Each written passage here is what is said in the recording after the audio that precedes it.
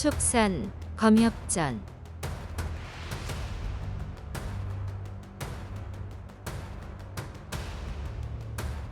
19화 취선의 대결. 따뜻한 품에서 육지가 목숨을 구하고 영약을 권하며 여협이 마음을 써주네.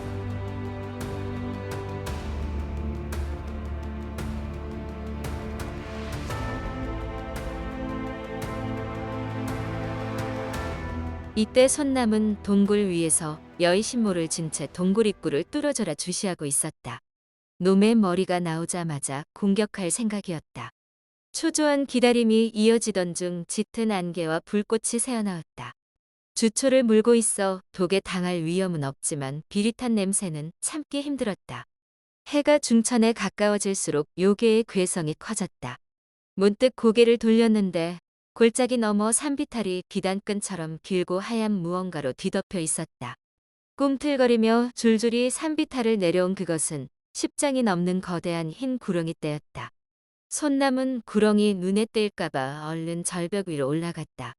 골짜기를 건넌 후 서서히 속도를 늦추던 구렁이 떼가 동굴 앞 백보거리에 멈추어 다리를 틀었다. 그러고는 요괴에게 보고라도 하듯 동굴을 향해 고개를 쳐들고 2번 괴성을 질렀다. 계속해서 요괴의 울부짖음이 다급해지고 뱀이 점점 더 많이 모여들었다. 기괴하게 생긴 뱀들은 크기도 모양도 제각각이었다. 마지막으로 작은 뱀을 등에 태운 큰 뱀이 나타났다.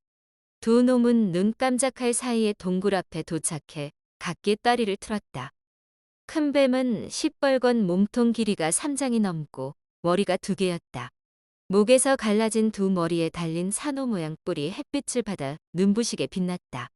등에 올라탄 작은 뱀은 대략 5척 길이이고 반대로 머리 하나에 얼룩무늬 몸통이 2개였다. 사람처럼 꼬리 부분만 바닥을 딛고 몸통을 고추세운 채 입에서 불을 내뿜었다. 마지막 2마리가 도착한 후 모든 뱀이 일제히 고개를 쳐들고 길게 울었다. 이곳에 모인 수많은 뱀들은 희한하게도 골짜기를 지난 후 양쪽으로 갈라져 너비가 4척쯤 되는 길을 터놓았다. 마치 뱀 요괴를 맞이하기 위해 길을 닦아놓은 것 같았다. 잠시 후 긴 울음소리가 울리고 쿵쿵 소리와 함께 동굴 입구를 막고 있던 바위가 멀리 날아갔다. 손남은 수많은 뱀이 모여드는 모습을 넋놓고 보다가 퍼뜩 정신이 들었다. 서둘러 여의신모를 그려쥐고 동굴 입구를 주시했지만 연기와 불꽃이 점점 강해져 아무것도 보이지 않았다. 혹시 요괴가 도망치거나 요괴의 급소를 정확히 조준하지 못하면 어쩌나 걱정스러웠다. 우르르 쾅쾅 온 산을 뒤흔드는 굉음이 울렸다. 곧 나오겠군. 손남이 정신을 바짝 차리고 동굴 입구에 시선을 고정했다. 긴장이 최고조에 달한 순간 아주 강한 불꽃이 뿜어져 나오고 어렴풋이 산발한 머리카락이 휘날리는 것이 보였다. 막 공격하려는 순간 요괴 머리가 다시 동굴로 쏙 들어가 버렸다. 다행히 여의신모를 허공에 던져버리지 않고 위기를 넘겼다. 처음보다 차분해진 손남은 만반의 태세를 갖추고 기회를 기다렸다. 동굴 앞에 모인 수많은 뱀이 일제히 고개를 쳐들고 소름 끼치는 처절한 울음소리를 길게 이어갔다. 삽시간에 하늘이 어두워지고 안개가 더욱 짙어졌다. 곧이어 동굴에서 다시 강한 불꽃이 뿜어나와 입구가 환해지더니 요괴가 긴 머리카락을 휘날리며 쏜살같이 튀어나왔다. 어려서부터 표창의 달인이었던 손남은 무엇이든 던지기만 하면 백발백중이었다. 긴박한 순간이었지만 정확히 요괴의 급소를 조준해 여의신모를 날렸다. 여의신모를 받아라. 금광이 번쩍하자마자 처참한 비명이 들렸다. 요괴의 심장을 정확히 꿰뚫고 땅바닥에 박힌 여의신모의 자루가 부르르 떨리는 것이 보였다. 요괴가 땅에 처박히자 분노한 뱀들이 혀를 날름거리며 손남이 있는 절벽 쪽으로 몰려들었다. 손남은 섣불리 대적하지 않고 침착하게 검광을 타고 공중으로 날아올라 재영운 쪽에 합류했다. 요괴의 머리가 동굴을 나오자마자 순식간에 벌어진 일이라 요괴의 몸통 절반은 아직 동굴을 빠져나오지도 못한 상태였다. 이 요괴는 기나긴 고난의 시간을 보내고 동족의 축하를 받으며 기쁜 마음으로 세상에 나왔을 터였다. 그런데 이게 무슨 봉변이란 말인가? 동굴에서 나오자마자 적의 암계에 당하고 말았으니 요괴가 극심한 고통과 끓어오르는 분을 사귀지 못해 머리와 꼬리를 세차게 흔들며 몸부림쳤다. 이때 긴 꼬리가 동굴 내부를 몇 번 휘젓자 동굴 입구가 무너져 내려 돌부스러기가 날렸다. 손남이 미리 피하지 않았더라면 틀림없이 큰 부상을 당할 뻔했다. 요괴가 쉬지 않고 불꽃을 내뿜으며 서너 번 팔딱거리고는 고개를 쳐들며 크게 울부짖었다. 그 순간 여의신모가 수십 장 밖으로 날아갔다. 요괴의 목에서 분수처럼 뿜어나온 피가 1장 가까이 높이 치솟았다. 큰 상처를 입은 요괴가 단숨에 질풍처럼 백장을 튀어나가더니 푹 고꾸라졌다. 앞으로 쭉 전진할 때 땅에 묻어둔 주사 도날이 튀어나오면서 또 다른 급소인 복부 정중앙의 하얀 선을 따라 요괴의 비늘을 갈라버린 탓이었다. 신통력이 아무리 대단해도 연이어 급소를 공격당했으니 충격을 감당하기 힘들었을 것이다. 재영은 등은 산비탈에서 요괴를 지켜보고 있었다. 신이 난 재금선이 요괴 목을 베러 나서려 하자 재영운이 황급히 만류했다. 요괴가 다시 조금씩 꿈틀거리더니 처참하게 울부짖기 시작했다. 머리가 두 개인 큰 뱀을 필두로 모든 뱀이 몰려가 요괴의 가죽을 단단히 물고 늘어졌다. 요괴가 강하게 몸부림치며 가죽을 벗어 던졌다. 사람 머리에 뱀 몸통, 생김새는 변함없었으나 온몸이 새하얗고 비늘 하나 없이 매끈해졌다. 길게 두 번 울부짖고 떠리를 틀더니 적을 찾으려는 듯 유심히 사방을 둘러보았다. 세 사람은 아직 호기심 왕성할 나이라 환골탈태하는 요괴를 넋놓고 지켜보느라 위험한 상황임을 잠시 잊었다. 이때 초췌한 모습으로 돌아온 주매가 다급하게 소리쳤다. 사저, 굿을 안 던지고 뭐 해요? 주매가 이 말을 하고 푹 쓰러지자 재금선이 얼른 달려가 부축했다. 재영운은 그제야 정신을 차리고 천왕주를 던졌다. 마침 재영운 등을 발견한 요괴가 처연한 울음소리와 함께 입을 쩍 벌렸다. 그 안에 불꽃이 이글거리고 허연 연기가 피어오르는 시뻘건 구슬이 있었다.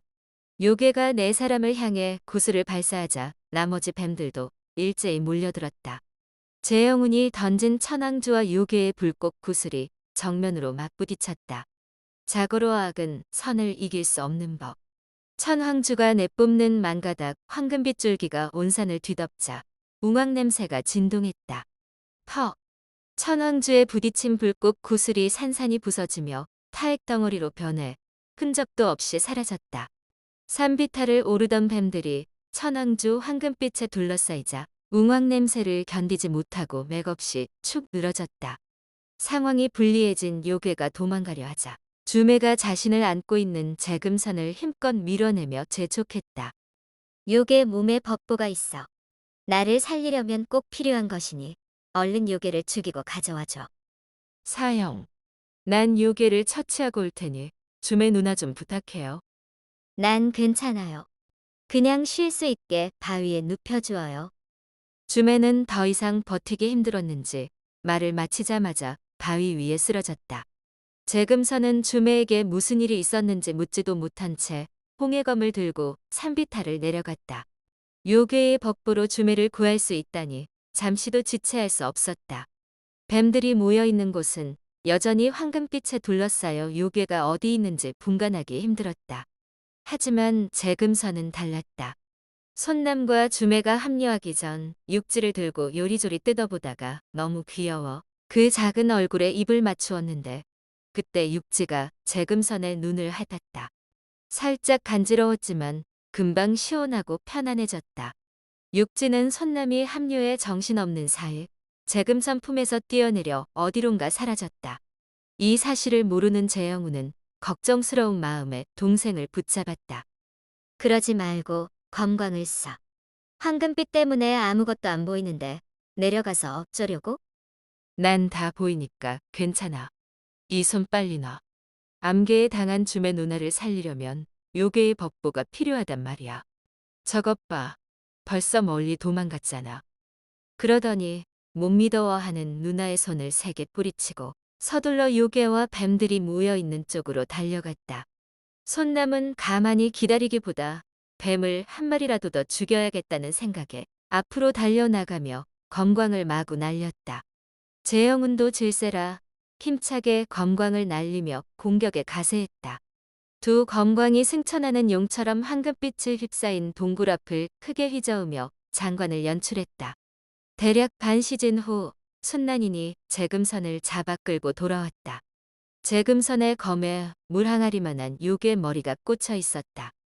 요괴가 죽은 지가 언젠데 아직도 검광을 휘두르는 것이냐?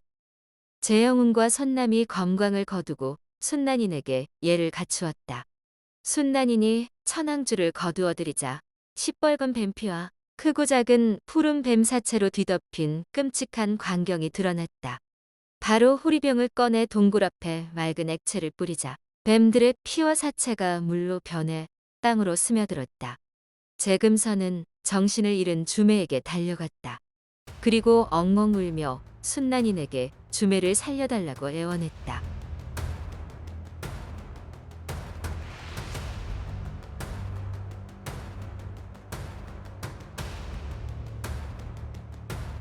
다음 화에서 이어집니다. 더 좋은 콘텐츠를 제작하기 위하여 구독과 좋아요, 알림 설정 부탁드려요.